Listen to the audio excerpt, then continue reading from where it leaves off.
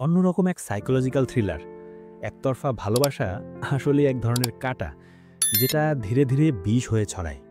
ভালোবাসা যত গভীর হোক না কেন, যদি সেই ভালোবাসায় সম্মান না থাকে, তবে সেটা ভালোবাসা না, সেটা জাল।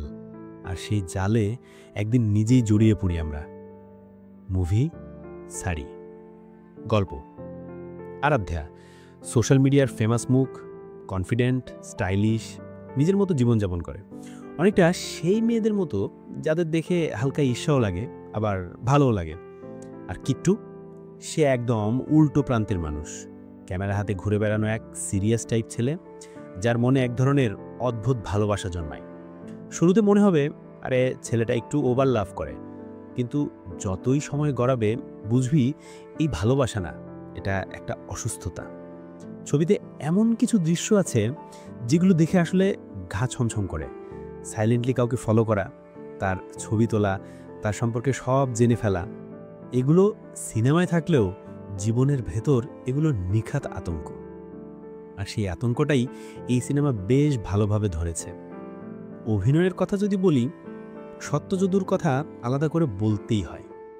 ছেলেটা তার চরিত্রে এমনভাবে ডুবে গেছে, প্রথমে রেগে যাবে, পরে গা গুলিয়ে উঠবে, তারপর ভয় পাবে, আবার শেষে কোথাও যেন মায়াও লেগে যাবে। এক পাশে তার মন, আরেক পাশে তার বিকৃতি, আর এই দুয়ের মাঝে সে নিজেই হারিয়ে গেছে। আরাধ্যা, চেহারা সুন্দর, চোখে আত্মবিশ্বাস, কিন্তু দুঃখের বিষয়ে চরিত্রটা একদম খোলা হয়নি।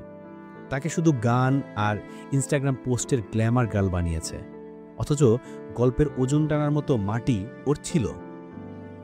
মিউজিক আর মুড, হ্যাঁ, ব্যাকগ্রাউন্ড মিউজিক বেশিরভাগ সময় কাজ করেছে, বিশেষ করে ক্লাইম্যাক্সে একটা চাপা টান, একটা উৎকণ্ঠা তৈরি হয়। কিন্তু গানগুলো এমনভাবে মাঝপথে ঢুকে পড়েছে যেন তুমি একটা থ্রিলার বই পড়তেছো আর হঠাৎ কেউ সে জোর করে প্রেমের কবিতা পড়ে শোনালো। দরকার ছিল না। ব্যক্তিগত অনুভূতি, আমি রেগে গেছিলাম।